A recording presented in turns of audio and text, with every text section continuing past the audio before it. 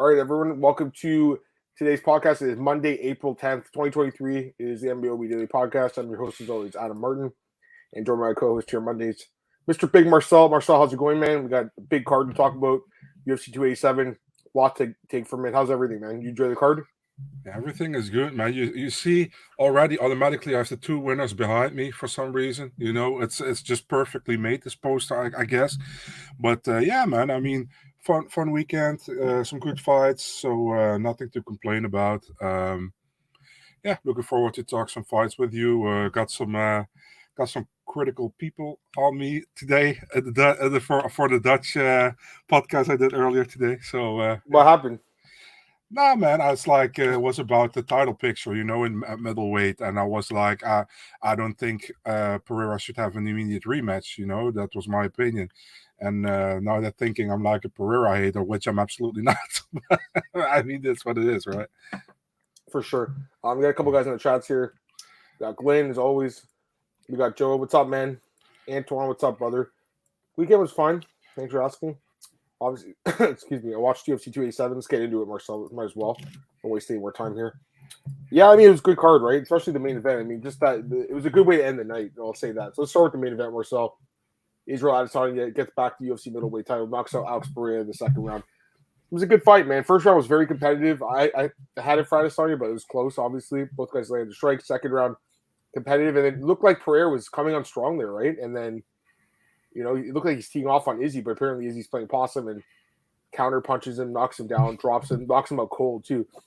It wasn't just like a TKO. Like, he knocked him out cold. It was brutal.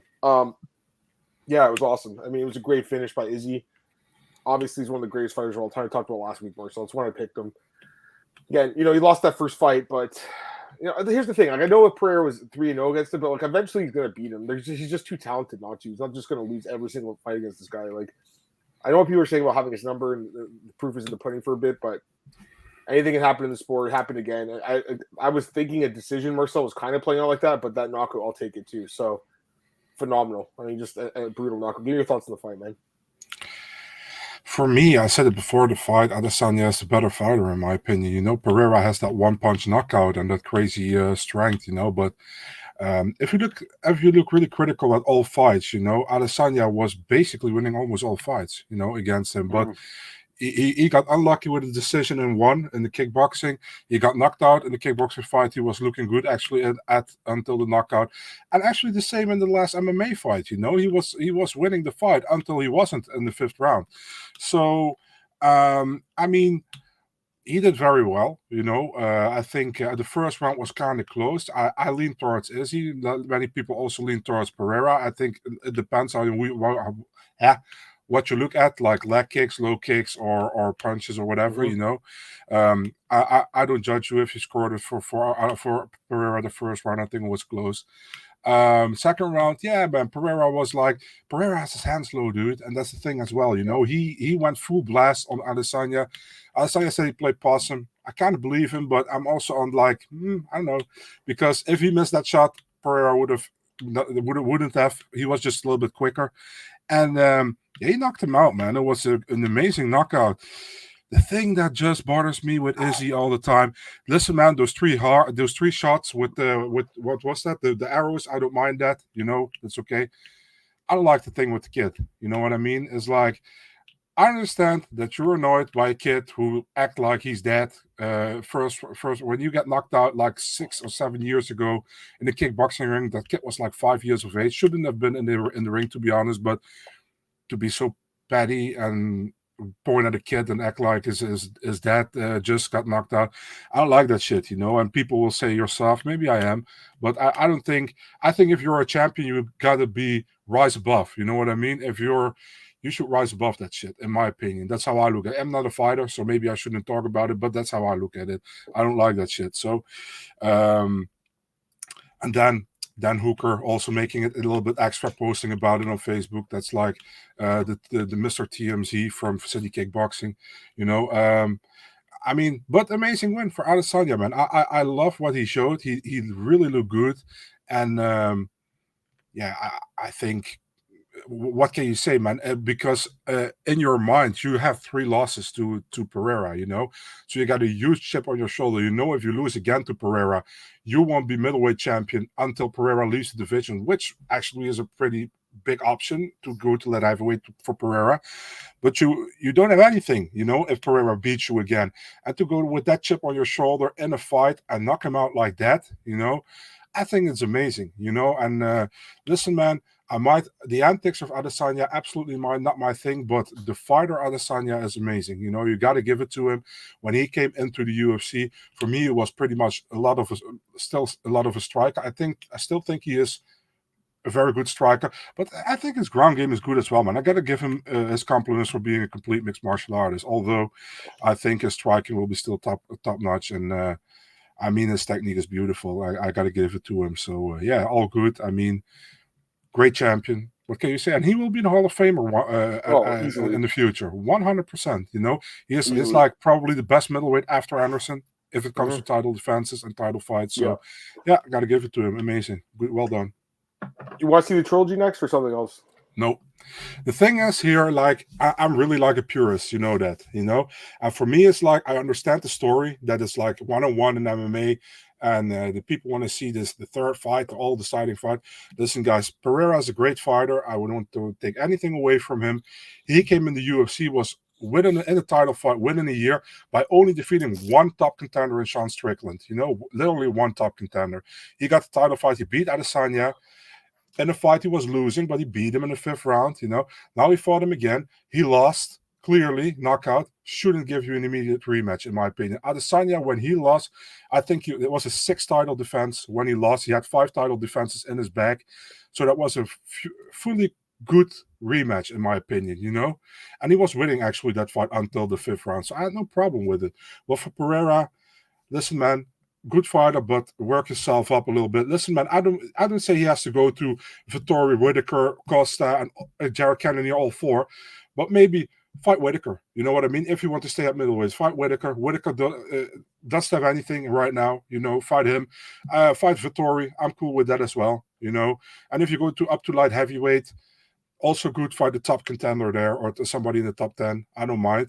Yeah. But right now, in my opinion, and I'm fully with Adesanya in this one, what Adesanya said, like, he has to fight other guys as well in the division before he can fight me again. And people are like, Israel is like, Israel is running or he is scared. Nah, man, that's not it. But I'm fully with him. He already got a fast track to the title because Adesanya was the champion. And because of the storyline, right now, Adesanya beat him.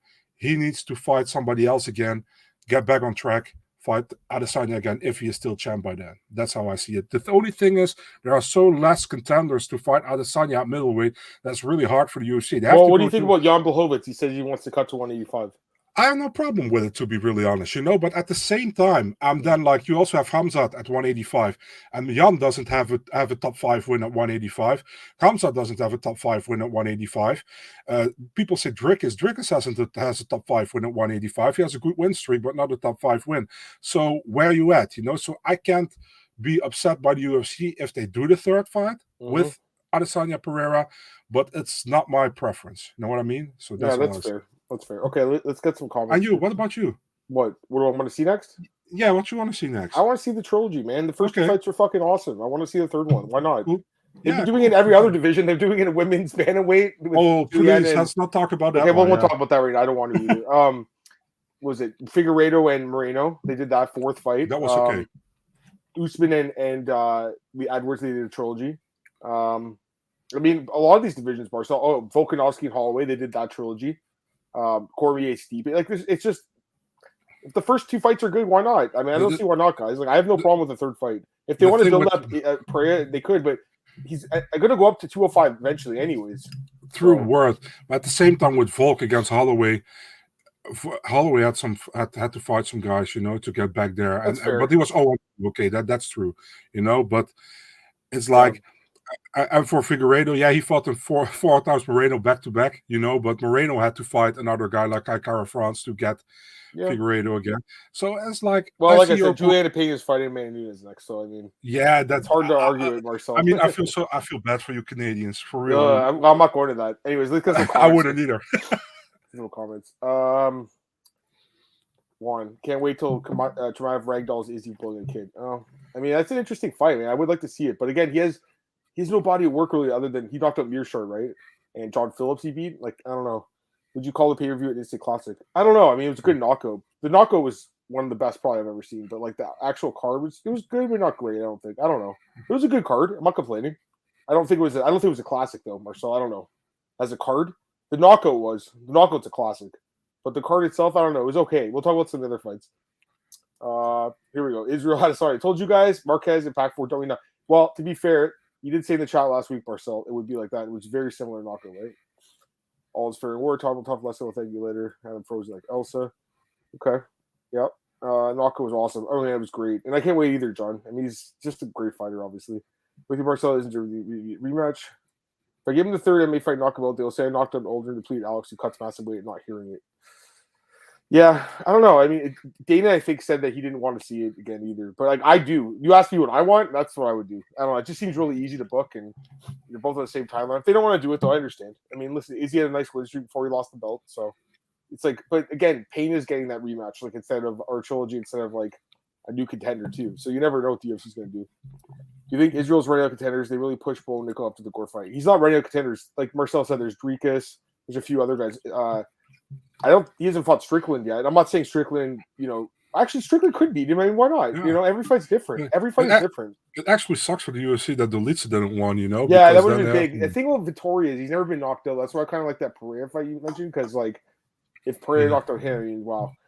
Pereira versus winner Smith Walker. I'm good with that as well if he goes to light heavyweight, Only the pay-per-view numbers will dictate trilogy fight. True. What are the odds of us getting Israel Dricus Duplessis next? The fighters in Israel's eyes.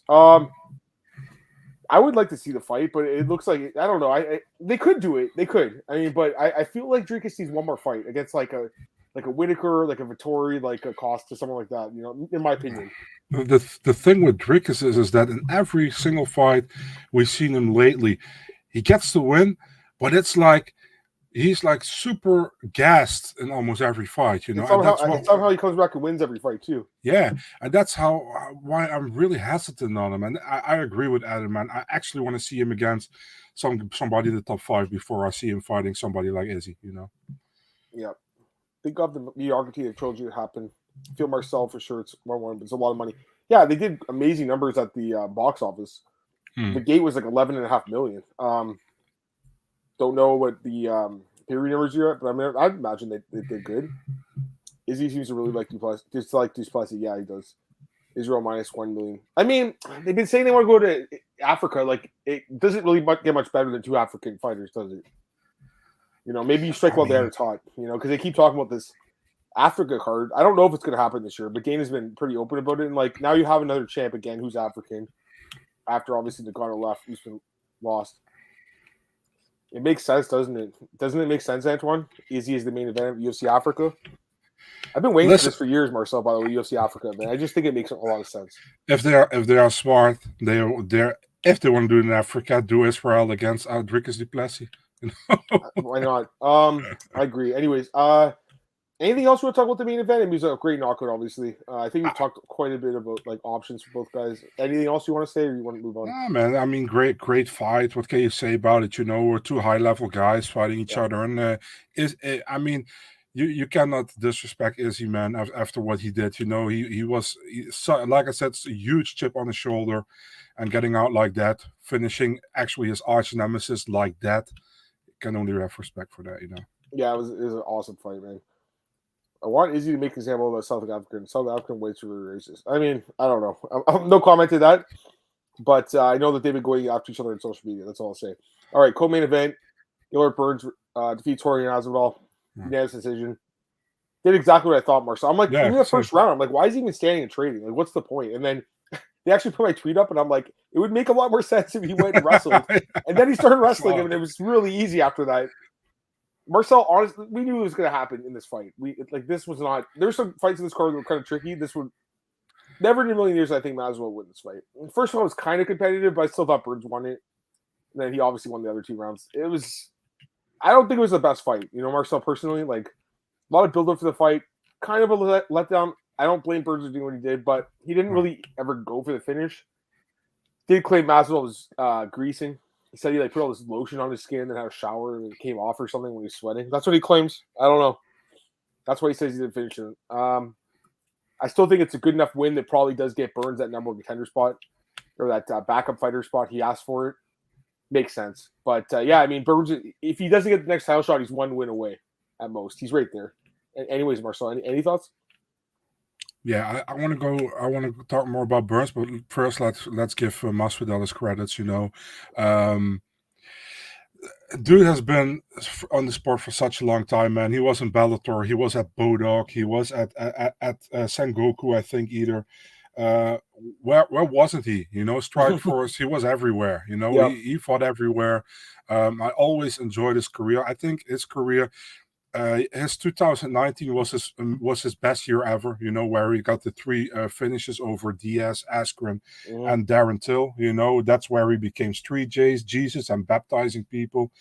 And that got a little bit out of hand at a certain moment, in my opinion. But I mean, I always could appreciate Masvidal. He's like a fan favorite for a long time. And I always enjoyed his fights. Dude was vicious. And the thing is, he said before the fight, if I don't win, I'm out. And normally when people say if I don't win, I'm out, they're not really in it anymore. They're just hoping if they get the win. If he got the win, I wouldn't have been surprised if the UFC made Leon versus him. I wouldn't be okay with it, to be really honest, but I wouldn't have been surprised.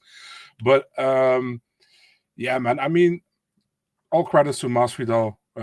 He gave me so much joy watching fights, man, for such a long time. So, yeah, I got to give him credits here. Let's go to Burns in this fight. Yeah. I think Burns did very smart for definitely in the second round. There was one referee giving Masvidal 10-9 the first round, or one judge. Probably blindsided.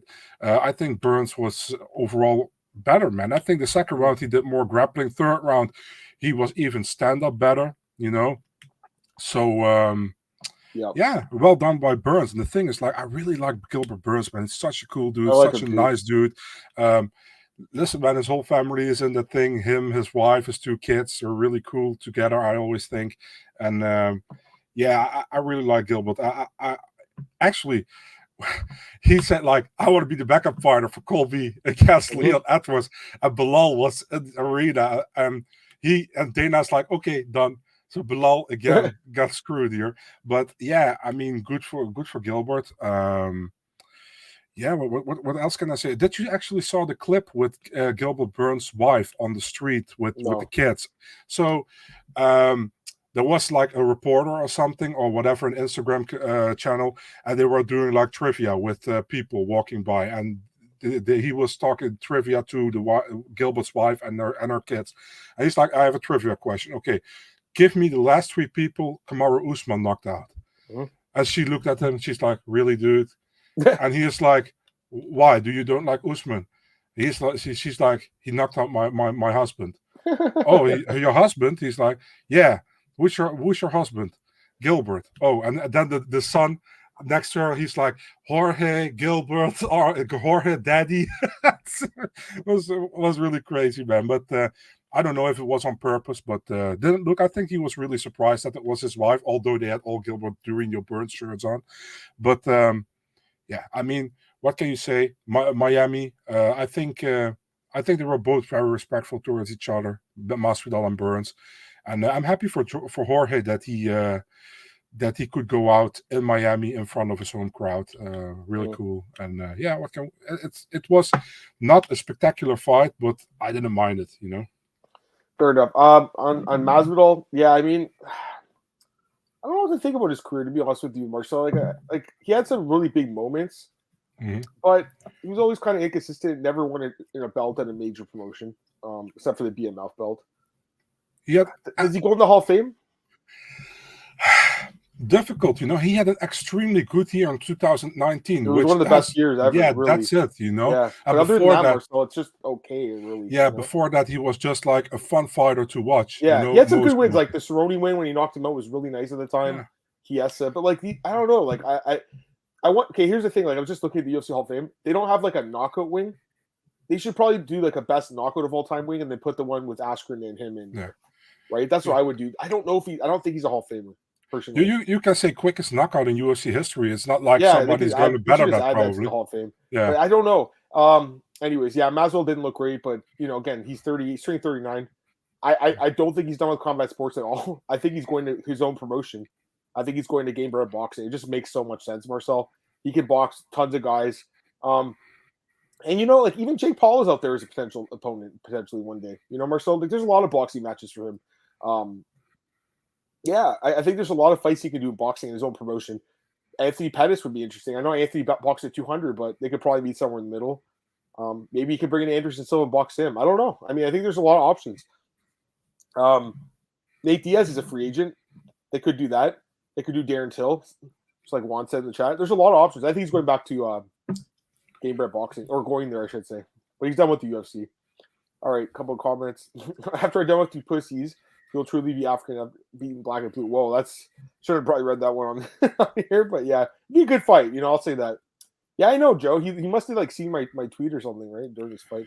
Should have told Drake. Oh yeah, Drake. That was a bad bet. Yeah, see that's the question, Antoine. I have, but I'd say no. But if they do like a best knockout wing, he'll go in there. All right, we're good on that, I think. Go to the next fight here. Rob Font knocks out Adrian Yanez. Did you pick Font, Marcel? I can't remember. Did you? Yes, I did. Good pick. Yeah. Did you pick? Wait, did you pick Adesanya or Pereira? Adesanya. Yeah. Good pick on Font.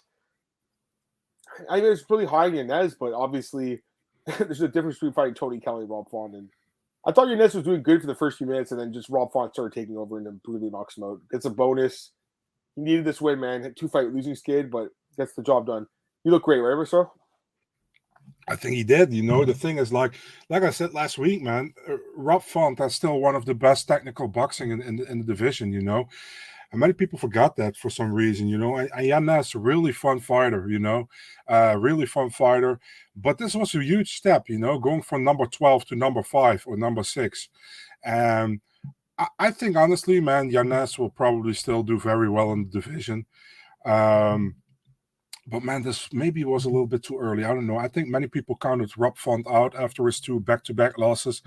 But like we both said, man, in both of those losses, definitely against Marlon Vera, he got knocked down many times. He got badly damaged, but he outstruck him in almost every round, And that's with Rob Font. If he can get his boxing going, he's super dangerous. The same thing is, at the same time, you saw on his face, he already got damaged pretty badly again against Yanez, even by winning in the first round. He got tagged pretty bad.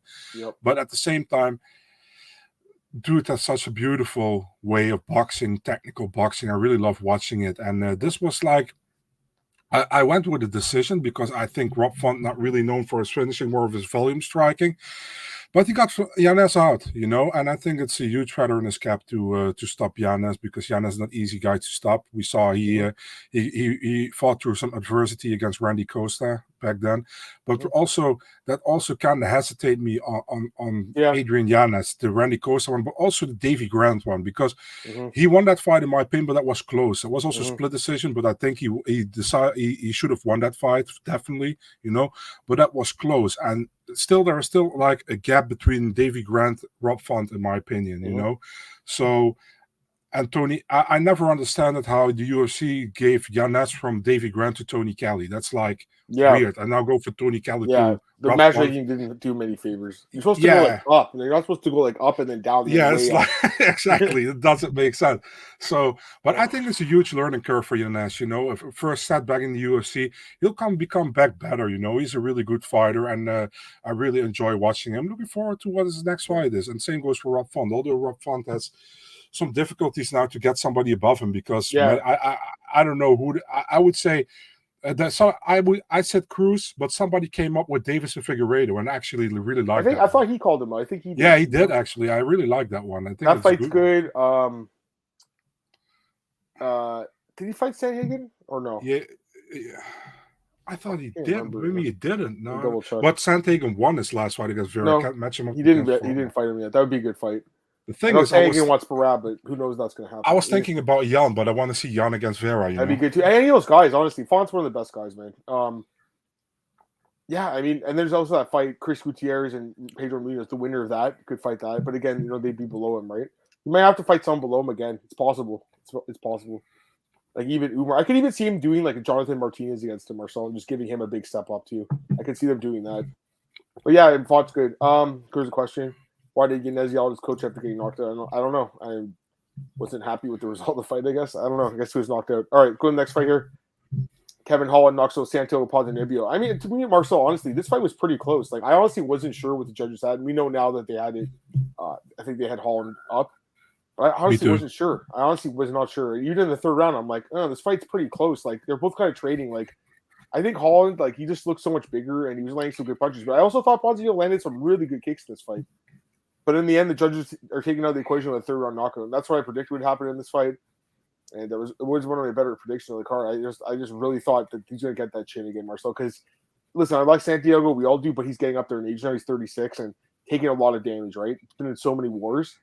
You know, Marcel, all those years really was, you know, getting knocked out. And then all of a sudden, now he's getting hurt and dropped in his fights. And, you know, for me, like the last one with Morono, got kind of lucky. That third round knockout was losing the entire fight, in my opinion. Here, more competitive, but still ends up getting knocked out. Holland, good win for him. I don't know what's next for him because I think he's just a fun guy to watch. Like, I think they could just give him another fight night main event potentially. Like, he's going to sell, you know. But I think you could do one on the road. It doesn't have to be Vegas. You can give him on the road somewhere. Let's look at who Holland could fight. Okay, Holland is ranked. Go ahead. I put him against Randy Brown. Yeah, they could do that. How about that? How about Jack Della Maddalena? That would be a good one too, eh? Like to see that. That's actually, listen, man. If you want to build Jack Della and look how he looks against somebody with a little bit more established name, yeah, that'd be a good fight, wouldn't it? I think it'd be a good one. I mean, listen, if Masvidal fights again, that fight makes a lot of sense. I don't think he's going to fight again though. No. And Jeff Neal would. They fought years ago, and Holland submitted Jeff Neal, if I'm not mistaken. Yeah. Yeah, I can see that rematch. Why not, right? Yeah. I don't know if Holland's long term at welterweight though. He's so big for this division, but you know if he can make the weight, yeah, I think that he's a fun guy to put against any of these guys in the bottom half of the top 15. So, any thoughts on the fight, really quick? Yeah, sad dude for Ponzinibbio. You know, I mean, he was like really good and then he got injured, multiple injuries, and never came really back out of it, and he became kind of chinny. You know, the thing is like, I always thought like he could make a run for being in the top 10, top 5. You know, and then he got injured and he got knocked the fuck out by Li Jingliang, which I absolutely didn't expect it back then. And yeah, I mean, he got some competitive fights after that, but we saw in his last fight already that it wasn't looking good. And he knocked out Morono in the third round, but he didn't look good before that. I had Holland up 2-0 going into the third round. And I mean, Holland, in my opinion, didn't even need it to finish, but he got the finish. Good for him. Yeah, well, I mean, I feel sad for Ponzinibbio. At the same time, I'm happy for Holland. He looked good, deserved the win. But like I think I said it last week to you as well, dude. If you asked me this fight 4 or 5 years ago, I'd pick Ponzinibbio for sure. You know what I mean? By the way, they should have given him a bonus. I mean, they made so much money. The gate was I just checked 11.9 million. Come on, give the guy an extra 50K. Doesn't hurt the bottom line at all. And then opening up the main card, Christian Rodriguez pulls off the upset against Raul Rosas Jr. Yeah, this one took me by surprise. I'll be honest, because I really thought that the UFC was giving this kid a really favorable fight. I thought the matchmakers were like, okay, listen, like with the Joe Pyfer Joe Rizzo fight, I picked that one wrong, but I'm just saying like they obviously saw something in that matchup where they're building up their guy and they got the result they wanted. In this one, they did not get the result they wanted, Marcel. You know, first off, I mean, Rodriguez did miss weight, right? So he's got to own that. Missed by a pound. He apologized. 20%. Yeah, he did apologize. I like the kid. I mean, I do like him. I'm just saying, like, he did miss. Something to keep in mind, but Rosas just gassed after 5 minutes. It was like pretty sad to watch. I'm not gonna lie. Like a guy who's 18 years old gasses that quick. I don't know. I mean, obviously he's super young guy. Here's the thing. Okay, let me say this.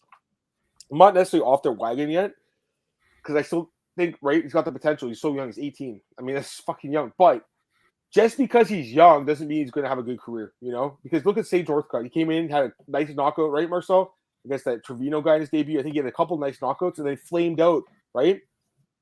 I'm not saying this what happened with Rosas. He's a little different fighter. Obviously, he's more of a grappler. I think I'll probably help him have a longer career. But, like, when I saw this fight, I didn't really like Marcel. I got to be honest. Like, once things didn't go his way, he kind of gave up a little bit. I don't like seeing that. The cardio was bad. The takedown defense was bad. Again, doesn't have much experience, but I expected more from a guy who's, like, been talking a lot of shit and was like, I'll fight Sterling and take the belt from him and stuff. Like, I'm not gonna lie, like, I was believing the hype on this guy. I really was, because I thought he was looking good, but, like, clearly he got exposed in this fight, and he's got to head back to the drawing board, man. He needs to get on that bike and work in that cardio, Marcel, because I know it was an adrenaline dump. I get it. It's just, like, second UFC fight, but, like, he does have experience in the UFC already, so he's got to manage that better going forward. Very disappointing, I think, loss for this guy. What do you think, man? Yeah, you were very harsh on him on Twitter, man. I gotta say. Well, I mean, this is the guy who's talking shit. Like, he's saying, I'm better than Sterling. I'm going to take the belt. Like, let me explain what I mean, man. So I agree with you on that, by the way. The thing is, like, I see it like this. It's a guy, he's 18 years old, and a lot of these kids these days, you know, get, and it sounds really bad get pampered, you know.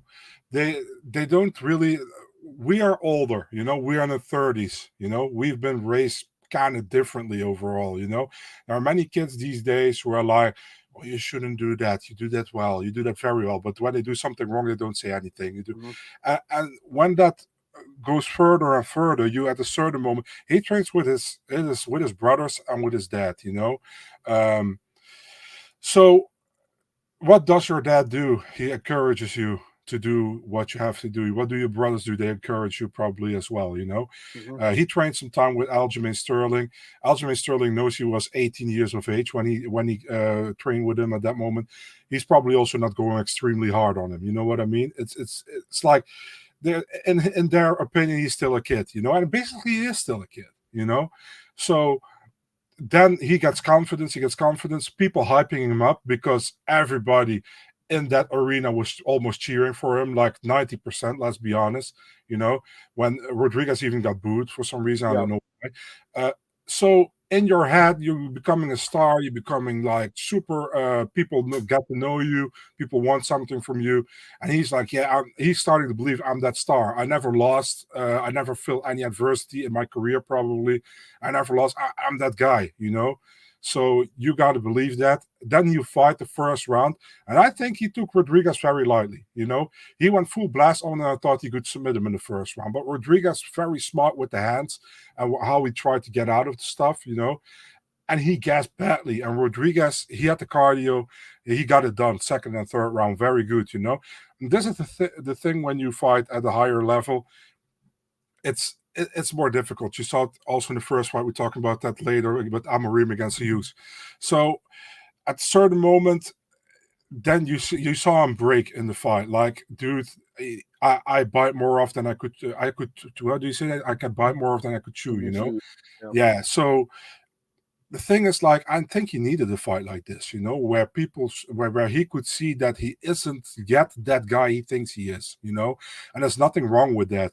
But I understand that people were annoyed by it, that he was calling out pretty much the whole top five and saying, if I fight them now, I will beat them, you know, like you said. I also don't like that stuff. But the thing is, if you get encouraged, and this guy is 18 years old, he's from 2004, I think, you know, so it's, I mean, I can't even imagine that somebody's born in 2004. You know, I had like half my life already over there. Yeah, I know what you're saying. So for him, it's like coming into this new, and he pretty much lived already when the trash talk was pretty hard, you know what I mean? And when people are like pretty brash already. I know back in the day they were as well, but it was a different kind of way, in my opinion, you know? And right now it's like, if you talk a lot, if you're being like straightforward, talk a lot, believe in yourself and talk some shit, the UFC gives you some fights you want and get more. And the UFC was fully behind him, let's be honest. They thought, we match him up against Christian Rodriguez 1-on-1 in the UFC, Rosas got the win there. But they misjudged. Like I said last Yeah. week, I picked a decision for Rosas Jr. I said to you, it will be hard for him, but I still pick Rosas Jr. But if you look at the fights of Rodriguez in the UFC, he did very well against Junior Cortez in the Contender Series, missed weight there, didn't get the contract, got the call, fought Pierce at 145, lost the fight, made it competitive. Last fight, 135, won against Weems, So he's not a bad fighter. He fights at Rufus Sport. He was also at Fight Ready before. He trains with the Pettis brothers. He got some good training partners. So he's not a slouch, And the thing is, the UFC just misjudged Rosas and Rodriguez both. They misjudged how good Rosas was, and they misjudged how bad they thought Rodriguez was, in my opinion. I agree with that. I agree. They could have given him different opponent, though. I'm a little surprised by the matchmaking, to be honest with you. Going for Jay Pereira, who's like, let's be honest, he's not like UFC caliber. Like this guy, they got cut, but like Guido Canetti would have made a lot more sense, right? Like even Chris Boucher, he's on the roster either, but someone like that. Anyways, let's get some comments. Rosa applying to college as no. He's making fighting a career. Get humbled real quick. Yeah, he gotta get back in the gym. Hype is down who they can make most money off. Gotta be a junkie when it comes to betting. True. What's up, guys? Hope we're doing well today. You too, Patrick. Glad to have you here, man. Hey, Grateful Dude, what's up? Rose is young enough to keep growing and get much better. I mean, maybe, but I'm just saying there's no guarantee just because he's young that means he will get better. It's possible. Yeah. It's possible. I'm not writing him off, but there's a lot of fighters that were young in the UFC and didn't pan out. They got beaten and they weren't the same after. Like, again, I'm not going to say it's the same thing, but about that Max Roscoff guy, everyone's like, this guy is so good, and he gets destroyed and like quit MMA for a while. Now he's Bellator, obviously. But how's it going, guys? Rodriguez has the skill set to beat Rose on the shoulder. Yeah, he did. Roses Jr. versus Ronnie Yaya. No. Ronnie Yaya is fighting Cody Garbrandt next. And to be honest with you, Marcel, Ronnie Yaya is one of the best grapplers of all time. Like I think he might beat him too, to be honest with you. All time in that division, I should say. I don't know like all of UFC, but Yaya's an amazing grappler. The thing about that fight is he fighting Garbrandt? Sorry, am I right? No, sorry, Montel Jackson. My bad. Sorry, guys. But that was the fight they were trying to make, obviously. Yeah. But yeah, it's not a good fight for him. He's fighting a knockout artist with like huge like reach and height for that weight class. Anyways, yeah, I think could if he loses, but I don't know. I don't think they'll do it. Guido Sally's in the roster. Yeah, let's try to find a fight for Raul. They can get him back if they want. They could. They did that like with Trevin Jones, right? Yeah. Okay, Marcel, let's find a fight for this guy, Rosas. Let's find the fight, guys. So I'm going to the roster right now. All right. So looking for a guy with a bad record in the UFC. Again, they have cut some of these guys, like these guys mentioned. Okay, here's someone. The Steven Kozlow guy. They could do him. I know he's like a decent prospect, but not great. Tricky fight, I think. Fernie Garcia is 0-2 in the UFC. They could do that one. Who? Fernie Garcia. I don't know if that's good. I know. That's what I'm saying. These are the guys that own 2 records. Simon Oliveira, or is that guy too experienced? Simon Oliveira. I would. That's maybe somebody they could. I would. This is tough. Like, if they're smart, they're giving him a striker. You know what? I mean? He's like in the best division, guys. He's in trouble, maybe. Yeah. Could they do Trevin Jones? Or that's too much of a no. That's too much of a step up. The UFC. They could do the loser of Aaron Phillips and Gaston Bolanos, the loser of that fight. Let's be honest. The UFC just did something stupid by signing this dude and getting in the UFC immediately. To be honest with you, like it's not really the best division for him to be in, guys. Like he's in the best, arguably, weight class in the sport right now. And like Marcel, even the guys at the bottom of the division aren't bad. Adam, I'm gonna tell you now something. The UFC has perfect, like, how do you say that? Has perfect cooperation with the LFA, with the CFFC, even with Cage Warriors when they are in America. Yeah. If they are smart, let's give him one more fight here in the UFC. If he doesn't come up in that fight, give him keep him on the roster, but let him fight over there. You know what I mean? And give him some more experience because he needs it. It's obviously, and it's no dig on the dude. He's 18. Yeah. What was I doing when I was 18? He said that he cut basically no weight. Could he make 125? Is it possible?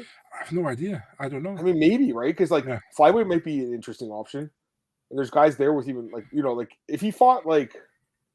Oh, even there's tough person. I gotta be honest, like I don't know. I mean, it's hard to say. I don't know, guys. I'm not saying I'm a complete off the wagon yet, but like I have my serious doubts about this dude now. Anyways, the thing what's huge in the UFC, if you're not at heavyweight or light heavyweight, you gotta have cardio. You gotta have cardio. You can't win in the sport though. It's like the most important thing because the thing is like the more gas you have, the longer you can use your techniques for, right? and Yeah, the less like damage you take. Let's get some comments. I said dig with a G, not with a CK. No Oh dig. God, no dig. Okay. If he was 18 at lightweight, it'd be different. Exactly, I agree with Patrick. 135 stacked, man. Didn't weigh in early with his Zachary and made his futures be at 145. Yeah. He was just saying like all week. He's like, "Oh, this is the easiest weight cut. Like, I don't have to cut any weight basically, like because I'm so young and stuff." I don't know. I'm just saying, like, if he could make 125, that's interesting. Because then there's, I don't know, Marcel. Like, and I gotta point out, know. Adam. I gotta point out because people will come up to us like you're trying to be disrespect or being talking down to a young kid. Listen, guys, absolutely not. I love people believing in themselves, but if it goes to overconfidence and underestimating your opponent, it's getting very difficult. He underestimated definitely in the UFC. For sure. Yeah, he did. Let's be honest. He looked past Christian Rodriguez, and he shouldn't have done that. But the thing is, like I said to you, he's 18. He thinks probably differently than we do. But yeah, it's just he will learn from this for sure. But let's see how he comes back. I agree. Okay. Next fight we'll go to, I guess. Fight 9. I think I closed the window. That's what happened here. I was like, what the hell? All right, where is it? All right. Chris Curtis against Kelvin. Okay, so I thought Kelvin won. I thought he won 29-28. I thought Curtis won the last round. Mm-hmm. Didn't like that 30-27 scorecard for Kelvin. That's a bad scorecard. But I don't really agree with the people that said that Curtis won. I don't think he won the fight. I don't think it was a hard fight to score. Kelvin outstruck him in the first 2 rounds, and then he got struck in the third. It wasn't that hard of a fight to score, in my opinion. By the way, guys, again, PSA, it's not a headbutt, it's an accidental clash of heads. It wasn't on purpose. It was a headbutt, it would have been a foul. Right? That's a foul. Mm-hmm. It's an accidental clash of heads.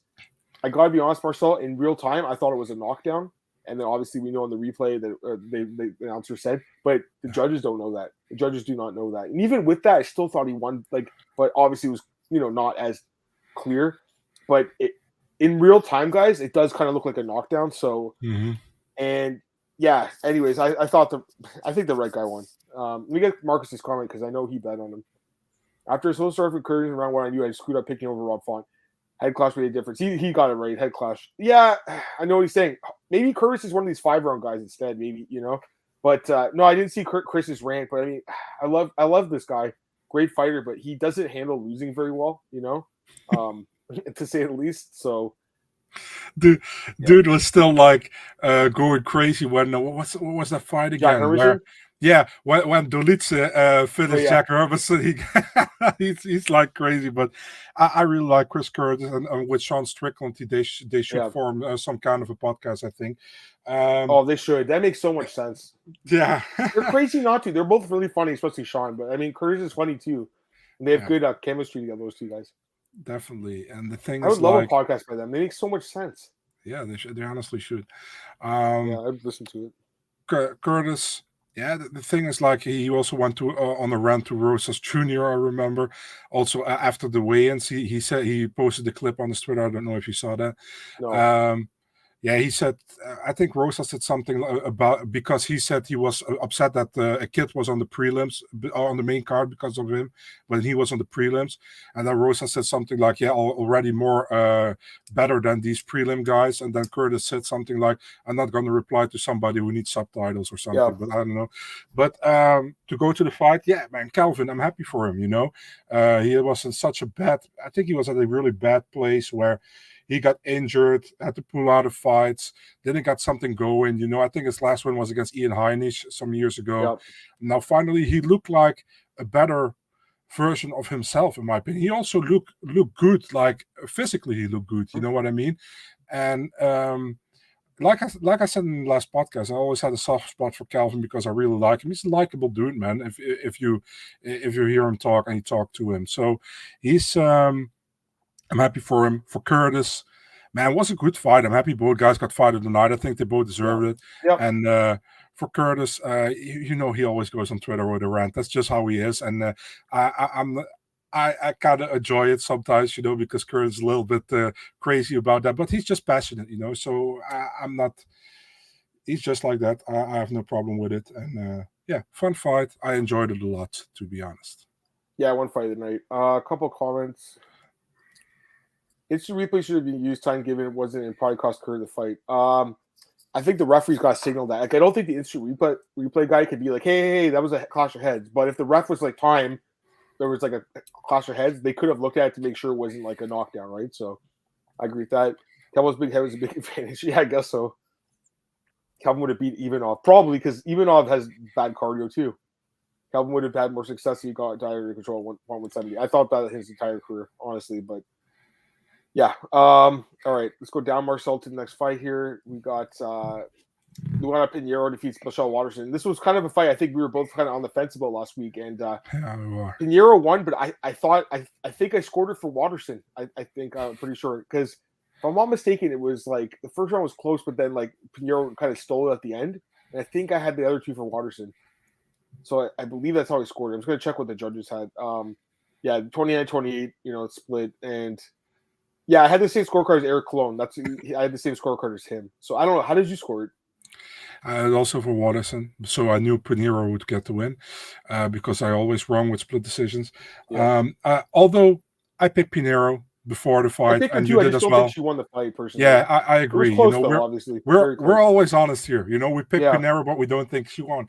The thing is, like, it was close. The thing is, for Waterson normally always kind of wins when it's a close fight. 9 out of 10. I only think she lost a split to Esparza. All the others she won the splits. So, yeah, I honestly think she won, but she didn't get the finish, or she didn't get the win, I should say.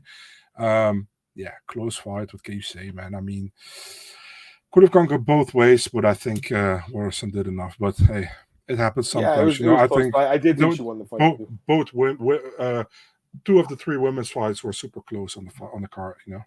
Well, let's go to the other one quickly too. I picked Godinez. I picked her on the podcast. I know you picked Calvillo. I thought Calvillo won the fight. I think I had the same cards. Let me double check. Pretty sure. Yeah, let me see what I had here. Again, I had the same scorecard as Eric Cologne in this fight too. Same judge. The other fight, Godinez first round, second and third to Calvillo. That's all I had it. I don't know. How did you score it? To react to Juani, which says close fight, but Pinheiro is hotter, so I scored for Pinheiro. I only score hotness on Pornhub. So Calvillo, I think she won the fight. The thing is, like, it's just super close, and I can see, I don't see, I think one judge said 30-27 Godinez. I think that's a horrible scorecard, to be honest. I'm not a fan. I don't think any offense if you think Godinez won the fight, because it's possible, it was super close, but I think Calvillo outstruck her. That's how I see it. Maybe you guys disagree. That's what I saw too. So I gotta be honest, man, Lupi's pretty overrated, Marcel. She's a huge favorite every fight, and she's just not really doing a lot. I feel so bad for Calvillo, dude. 5 losses in a row, and this. If she gets cut, she get one more. This is possibly can get her cut. This 5th one. And she should have won this one, in my opinion. So that's extra painful, I think. They gotta keep her around, man. They should, I think. But they should, man. She's she's better than some of the other girls. She's a tough chick, man. She's been in there with like some really good fighters. She's been in the UFC for years. I think give her another fight, Marcel. It's not like Mary Renault, who's like 45 when they cut her, right? Like, this is, or I guess she retired, but you know what I mean? Like, with the 5 losses, like, they've made exceptions before. Like, I want to say, like, what's that girl's name? Ashley Yoder. There was another one too. She was a Hawaiian girl with the tattoos on her neck. What's her name? What's her name? Who fought Paige Van Zandt in her? Yeah, what's her name? Oh God, I can't remember. Come on, no. I know, because I can't remember the girl's name. I'm like trying so hard, and like she fought Juliana Lima as well, I think. Here, Kaylin Curran. Kaylin Curran, yeah. Yeah, let me check. Kaylin Curran. She lost 4 in a row actually, and then they cut her, so never mind. But she lost 6 or 7. Anyways, I've seen other 5-fight losing skids though, so I know BJ Penn had one. I'm not comparing these fighters. I'm just saying, like, there must have been another 5-fight loser in the women's weight classes that we're not thinking about that, like, get another chance. Is there? Maybe she'll be the first. I don't know. I would give her another fight though, man. She's still competitive, man. She, like, again, a lot of people thought she won this fight. I'm just looking at the media scorecards. Pretty surprised, eh? Like, a lot of the media had it for Godinez 30-27. That surprises me. You know what? It's always funny to me when people say like, "Yeah, those media scorecards. These people don't know what they're scoring." And at the same time, like sometimes the media scorecards make way much more sense than the judges. We just don't have the Yeah. have the any input in the fight. You know what I mean? It's Yeah, every fight's different too. All right, is there any more comments Antoine here? says Carolina. Yeah, Carolina, yeah, I think she lost 5 in a row, right? possible. Let I me don't know check. for Let me sure. check right now. I think he's right. I'm gonna double check. Carolina lost 5 in a row. Yeah, so Very they're nice, surprised. Antoine. Yeah, actually, could they do that fight? Could that be next? They didn't flop with each other. I know she's on. Carolina's Yeah, fighting Demopolis. okay, the loser of that they could do. Yeah, why not? Okay, so there you go. All right, we'll keep Cynthia around for another fight. Joe Piper knocks out Jared Mearshart. I mean, he didn't have a chance, Jared Mearshart, Marcel. Like, this fight was a complete beatdown. Bro, Mark Goddard, really late stoppage. just want to say that. Yeah. Bro, like, I think everyone watching that's like, the guy's, like, giving up. Like, he was, like, rolled over like this and, like, was not moving. Like, you got to stop the fight. Like, I don't know. I think Jared Mearshart took more damage than needed. It's just hard to say about Gerald. Like, they said, they're like, oh, he's moving, like, to Killcliff now. He's moving his whole family from Milwaukee. Like, it's like, man, this guy's like in his mid-30s. Like, is this the right time to be doing this? Like, Marcel, I like Gerald Mearshart. I obviously picked him here with the submissions, but like the amount of damage he's taken, dude, like, aren't you worried about him like going forward? Yeah, man, I don't know, man. I think he still can pull some stuff off what he does, but the thing was, this was not a good matchup for him. Apparently, you know. I mean, Mark Goddard probably smoke a blunt with Herb Dean before the fight, because what the hell, dude? I mean, everybody saw that Mercer was just done at that moment. You know, he didn't want to be in the fight anymore. I think he also clearly said after the fight, this absolutely wasn't my day. You know, was over at that moment. And he was like watching, like, and Pfeiffer was like, "Should I punch him more? What do you want?" You know, it's like, what the hell? It was really weird. You know, it was just over at that point. So. Yeah, good win for Pfeiffer. Let's say that's first. You know, I mean, we underestimated Pfeiffer probably, or we overestimated Gerald. I don't know. In my opinion, I think I underestimated Pfeiffer. He did very well. And what can we say about it? I think the UFC. The funny thing actually is that he didn't get a bonus for this one, but he got a bonus for fucking knockout Amadovsky, who never won a fight in the UFC. Yeah, good for Pfeiffer. The only thing that was sad to me when he said, like, I was nobody, my parents didn't give a shit about me. I always said when I hear stuff like that, I'm always Terrible, like, yeah, I'm so happy my parents do give a shit about me. You know what I mean? Good, man. So, yeah, I always hate to hear Marcel's when getting all people say that. emotional now. No, I'm not, but it's just, I just hate when I hear that, you know. I For always sure. like, if you put a kid in the world, be care for your kid, you know what I mean? I agree. So, yeah. Good win for Pfeiffer. Looking for what's next for him. Yeah, I was gonna say, okay, so let's look for a fight for him now. Yeah. Close to the top 15 for sure, I think, you know. What about the winner of Bruno Silva against Bruno Pereira? Sure. I mean, they could do that. They could do. Do you think it's a rank guy or just someone outside the rankings? The winner of Bruno Silva against Brett Tavares. I mean, sorry, no, I was a little bit. Those guys aren't ranked. They could. Could he fight Kelvin? Yeah, but actually, Kelvin finally won. Let him fight somebody above him this time. You know. Would they do Andre Muniz against this guy? Because I feel like they're down on I like that. I actually kind of feel like UFC doesn't think he's a prospect anymore. That's what I think. Like that was a bad loss the way he lost, right? And that's actually a really good test as well. This is another guy who's really good on the ground. You know what I mean? Like I said, I gotta take Sean Shelby's job or whatever. Yeah, you should. I know. I'm that Mick Maynard. I'm a little bit more handsome. Sean Just Shelby kidding. and Mick Maynard. All right, get some comments here. Sam Patterson fight 286 Joe Goddard is as good as his ego tells him he is. I think he's a good ref. Like, I mean, you could like he's honestly a good ref, but this stop is super late, bro. Yeah. All right, Angela leads this 6 in a row. Marcus, I just checked, but only 3 of the fights were in the UFC. So, DJ Penn, by the way, lost 8 straight fights. They kept him around 8 straight. I just checked myself. So, but again, it's BJ. Most people ask for bonuses, never get bonuses, never. Do you think Piper will have a better career than Bo Nickel? That's a good question. I don't know. Bo has that wrestling. He's got like so much talent on the ground too with the submissions. His striking's improvement. I think Piper's good. Obviously, he's a strong dude. He's a big guy for the division, but no, Bo Nickel for me more so has the higher ceiling for sure. By the way, Piper called out Dustin Stoltzfus after the fight. I saw that, but I mean, Stoltzfus is like 1-4 in the UFC. Yeah. What's the point of that fight? Just because of his ego. I understand it, but his ego because he broke his shoulder or whatever. Yeah. So. Quickly, we'll go to the prelims here. Ignacio Bahamondes defeats Trey Ogden. I mean, nothing's honestly, Marcel. I was kind of disappointed in this fight. Trey Ogden didn't do anything at all. Ignacio just sparring match. Was this all a sparring match? It was a sparring match. Yeah, very light one. Super stationary. I mean, Bahamondes actually cruised to you victory. know what? While they got to fast track him, I mean, quick turnaround because he took like no damage. Right, get him on that card in July, maybe the one in Vegas. Why not do that? For sure. I mean, why not? He didn't fought for a year. Exactly, get him back in there quickly. We're gonna look for a fight for him. So let's look for Ignacio. He's 3-1 in the UFC. Division stacked as well. Does Mike Davis have a fight? Does he have a fight book? No. That'd be fun. That'd be a fun fight. I would love that fight. That'd be a good one. Does Ottoman Azatar have a fight? That would be fun. A striker. I think give him a striker. Did he fight Ludovic Klein? Did he fight him? No. Okay, that would be good. Yeah, someone like that. I mean, we'll even Jordan Levitt. That would be fun too, wouldn't it? Oh man, any of these fights are good. Eros Medic would be fun. Like any of these guys, even McKinney would be fun too. I'm not saying like it makes sense because McKinney's on a skid right now, but like it'd be fun, wouldn't it? Yeah, Paddy. I would love to see him just spinning wheel kick Paddy in the face. That'd be so awesome. How awesome would that be? No comment. There's a lot of to be honest, it's very easy to match make for him. I mean, he's good, and there's lots of guys out there. All right, talk about a couple comments here. Jalen Turner is way too high up right now, but it's a good fight in the future.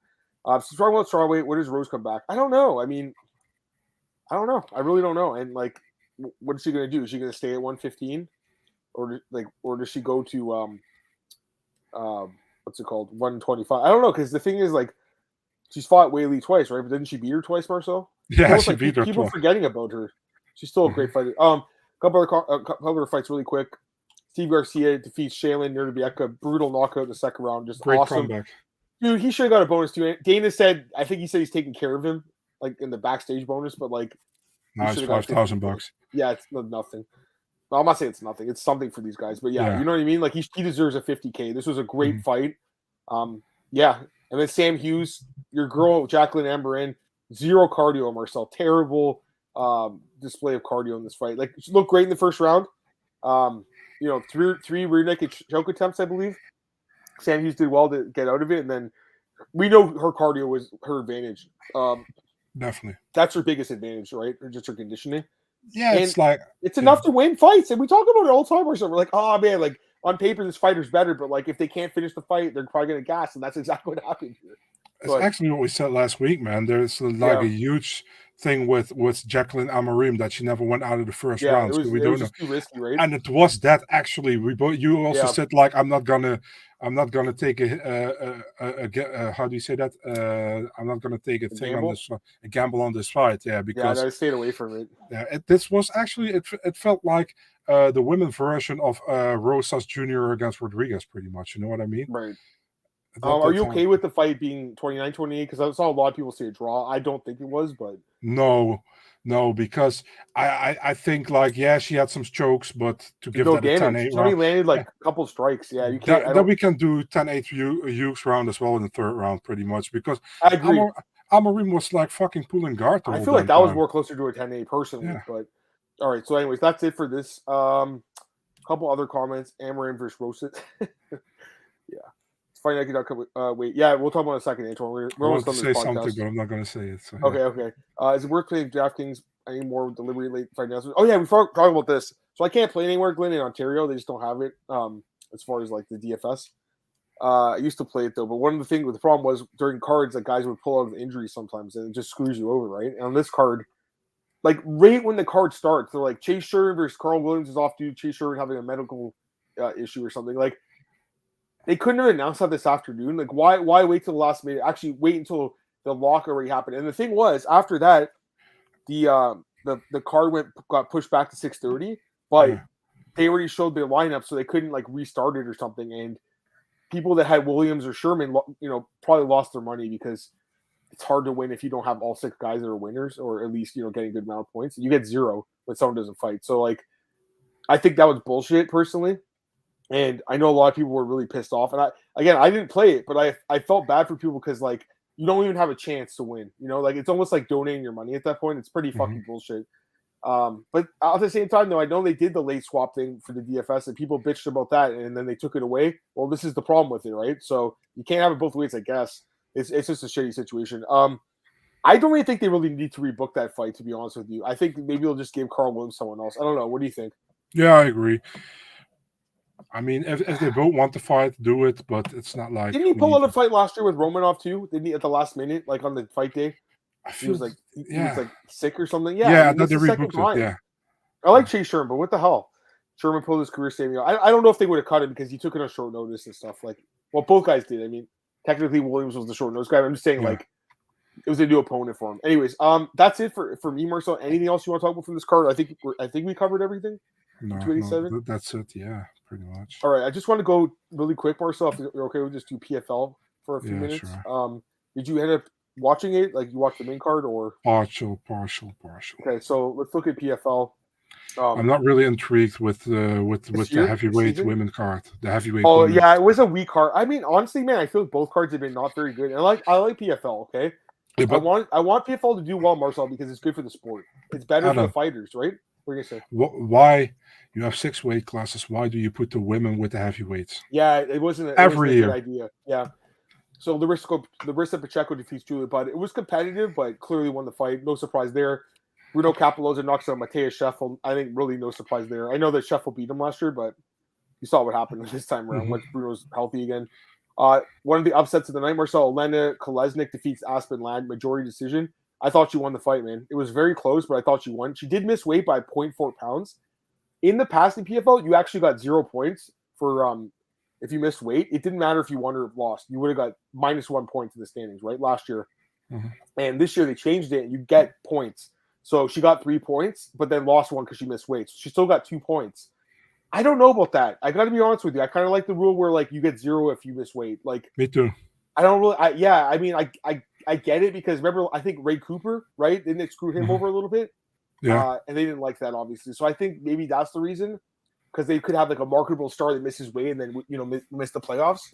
But I personally feel like because you miss weight, you shouldn't get any points. You should still be able to like fight for your purse, obviously, but. Do they still have that idiotic rule where when you, for example, last year they had, or the year before, where like where you had 3 guys who were on 6 points. Yeah, they still have that idiotic rule. Yeah, I don't know. I'm not sure it hasn't come up yet, but I know they changed some of the rules. I have to look at the rule book. Anyways, this Baggio Ali Wash guy, Muhammad Ali's grandson, defeats Isaac Figueroa. This fight was an amateur bout. This should not be on the main card. It's an amateur fight. I always feel like it's insulting to the professionals, Marcel. I gotta be honest with you. Like, why is this guy not going pro? Like, what are they waiting for? Like, really? Like, he's 3-0 now as an amateur, but he's in PFL. It's like a weird situation. It's like they would never have an amateur fighter in the UFC ever. You know what I mean? I know Bellator has done a few amateur fights, but they rarely do it. This is just weird to me, Marcel, honestly. Like, I think the guy's gotta go pro. The thing is, like, here's the thing. He's from look who his grandfather is, right? Yeah. Like, I'm pretty sure he has money, right? So, like, he can afford to, like, just go amateur and, like, his record not matter for now. And then when he's, like, really good, can go pro. I get that. But, like, to me, it's a little weird having an amateur fight in the main card. I don't know what you think. Yeah, I agree with you, man. I mean, it's like the regular season. That's the important thing, and the important thing should be on the main card, in my opinion. I agree. So let's go through the other fights in the prelims. Rizvan Kuniev defeats Henan Barrera. This guy is a wet blanket. I do not enjoy watching this guy fight, Marcel. I gotta be honest. Having said that, I think he could win the tournament. What's his name again? I didn't hear what you said. Rizvan Kuniev, that guy that was on Contender. Oh yeah, Rizvan Kuniev. Eagle FC champion. Yeah, he's boring as hell. He's a wet blanket. He's a lay and pray guy. He had I think a pretty good win in Contender, and then Dana was like, "Yeah, it's not really the style we wanted to bring to the UFC, right?" So they didn't bring him in. He's definitely like effective though with it. Like being Pereira is a good win. Maurice Green gets a knockout, gets 5 points, knocks out Marcel in the second round. Great win for Maurice Green. He's crediting John Jones. And John Jones' other training partner, Jorge De Castro, looked absolutely terrible. Marcel against Danilo Marquez, loses a big favorite against the guy who took the fight on short notice, former UFC fighter Marquez. He's actually won 3 straight fights since being caught by the UFC. So, I mean, I guess he's kind of a wild card. I don't know. I still favor Bruno to get the tournament again, or Ante Delia, right?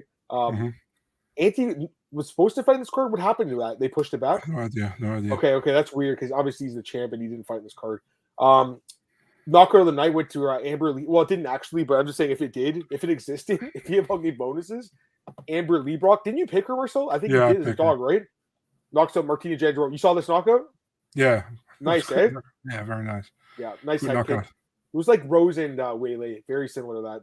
Evelyn Martins gets the win. I think she's pretty good. And then Marina Mock. And he's coming back. She looked great too. Pardon?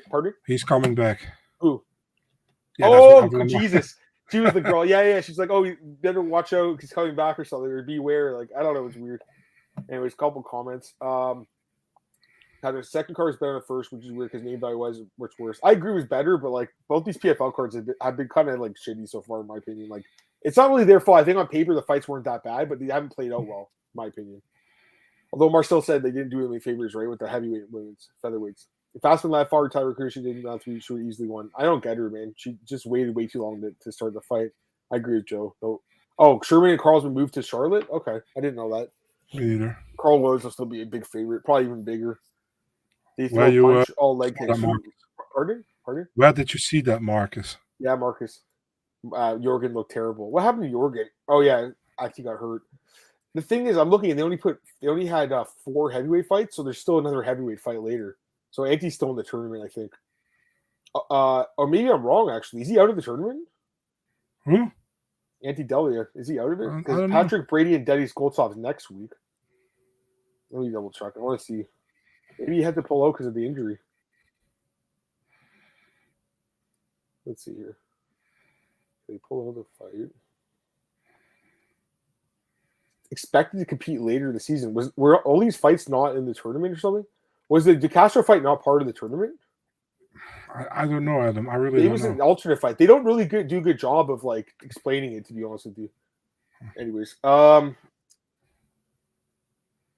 we'll see. Do you guys think Marlon finally decides to hang up after his performance against Brendan? Dude, I mean, he shouldn't be offered another fight, in my opinion. Like, I just think it's unhealthy. Oh, you? I do. Yeah. The thing is, like, you don't want to see people get unnecessary damage, and this pretty much feels that way, you know. But yeah. Marcus messaged you, Marcel. Yeah, me too. I thought he was talking to me. Where's Izzy go from here? What's up, Gorilla? Thanks again for the artwork. We talked about it. Like, he could fight Jan Blachowicz if Jan comes down. He could fight Whitaker. He could fight Strickland potentially. He could fight Duplessis in Africa. There's a few options for him. All right. I think it's a good time to end this podcast, and we'll start the next one up, Marcel. We're just a little past an hour here. We're gonna do a preview, guys. UFC Kansas City. Just give me a few minutes. I'll set it up and then join it. But anyways, I appreciate all you guys tuning in today. It was another fun podcast, Marcel. You guys can follow me on Twitter at @Martin and Marcel at Big Marcel 24 on Twitter and Instagram. Like I said, we're gonna do another podcast here, guys, breaking down UFC Kansas City. So just bear with us for a minute as I set it up. Be about 2 minutes, and then we'll talk about that card. If people are not going to join us, I appreciate you guys joining us here, though, for the recap of 287, which was an awesome card. All right, I'll talk to you guys soon.